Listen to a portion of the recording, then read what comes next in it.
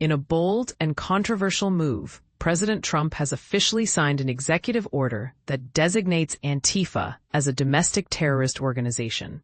This decision, made on a Monday, raises significant questions about its legal ramifications and what it truly means for the future of political discourse in the United States. The executive order instructs officials within the Trump administration to actively investigate and disrupt any illegal activities that are purportedly linked to members of Antifa. Furthermore, it calls for action against individuals who provide financial support or other forms of assistance to these alleged operations. This directive comes in the wake of the tragic assassination of Charlie Kirk, a prominent conservative figure. Although officials have not established any direct connection between his death and left-wing groups like Antifa. So, what does this mean moving forward? Antifa, which stands for anti-fascist, is generally understood to be a loosely connected group of activists primarily aligned with leftist ideologies. Unlike traditional organizations, Antifa lacks a formal leadership structure, making it difficult to pinpoint accountability. Legal experts have pointed out that the U.S. does not have specific laws that empower the president to label domestic groups as terrorist organizations or to prosecute individuals for domestic terrorism. In a fact sheet released by the White House, officials claimed that Antifa has a troubling history of instilling fear in communities across the nation. They cited various incidents involving threats or violence directed at law enforcement and pro-Trump gatherings, some of which were allegedly executed by individuals who identified with Antifa. The White House also referenced Kirk's assassination as part of a broader pattern of what they term radical left violence. Authorities have indicated that the suspected shooter, Tyler Robinson, had become increasingly politically active and expressed hostility towards Kirk, although no evidence has been presented linking him directly to Antifa.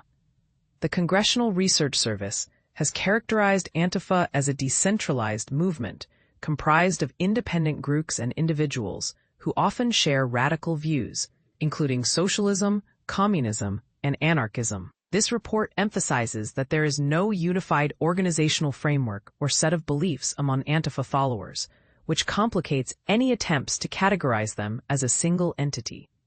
Michael Kenny, a professor at the University of Pittsburgh, highlighted the diversity within the Antifa movement, noting that there is significant variation in beliefs and tactics, particularly regarding the use of political violence.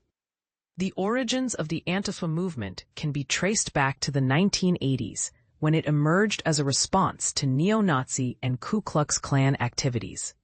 The term Antifa was first adopted by an Oregon-based group in 2007, but it gained national prominence during the violent confrontations between far-right groups and their opponents in Charlottesville, Virginia, early in Trump's presidency.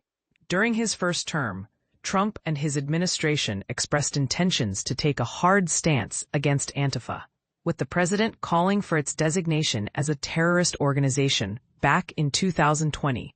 However, this promise did not materialize into concrete action at that time. In 2017, former FBI Director Chris Wray informed Congress that the agency was conducting investigations into anarchist extremists who were motivated by Antifa ideology. 3 years later, Wray clarified that Antifa should be viewed more as a movement or ideology, rather than a singular organization.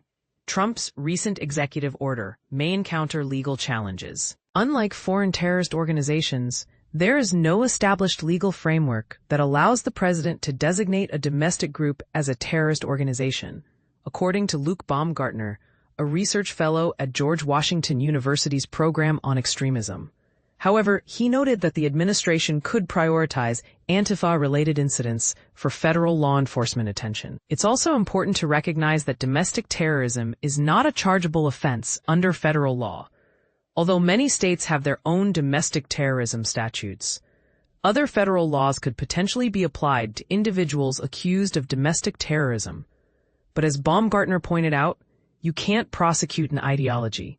As this situation unfolds, it raises critical questions about the implications of labeling groups as terrorist organizations and the potential for increased polarization in American society.